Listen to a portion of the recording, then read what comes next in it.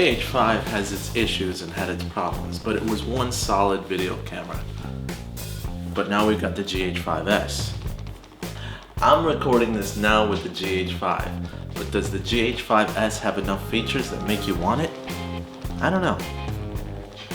Image stabilization seemed to be one of the features that the GH5 has that the GH5S lacks.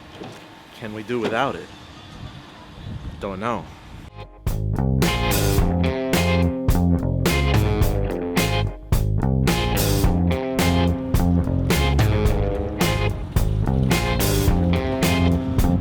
Right now I'm recording at Cinema 4K at 24p.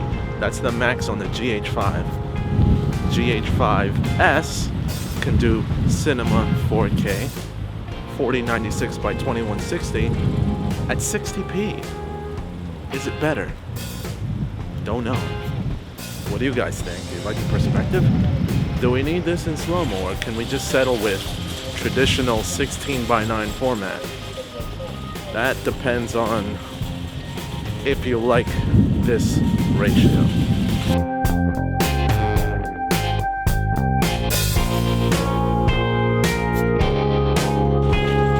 So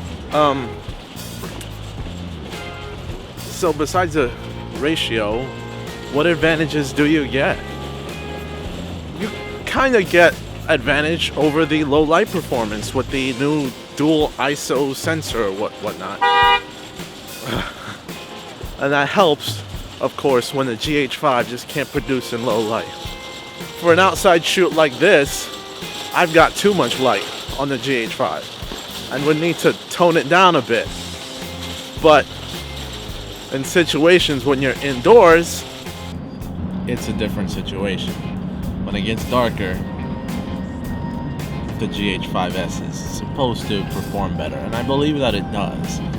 But you can work with low light situations on the GH5 simply by buying a faster lens, right? So you get a good fast lens and you could compensate for that low light. Of course, put that same fast lens on the GH5S and you're in for a much better situation in low light. So, what does this all mean?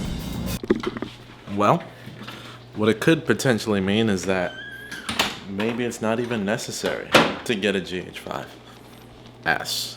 Maybe it's not necessary to, put in for that extra low light.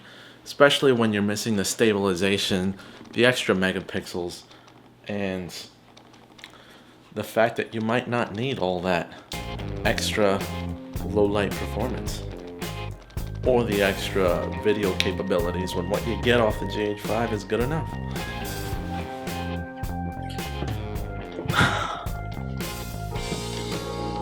The way I see it, the GH5 and the GH5S both have their place. GH5 is probably better for just running and gunning. GH5S is more of a B cam for other Panasonic cameras, or just like an extra camera that provides you a bit more when it comes to actual video features and low light performance. However, you can't go wrong with either camera. Is GH5S worth the money? Only you guys can answer that question. Let me know what you think in the comments down below. You can make my day if you subscribe today. This is Magnus, and I'm out. See you guys later.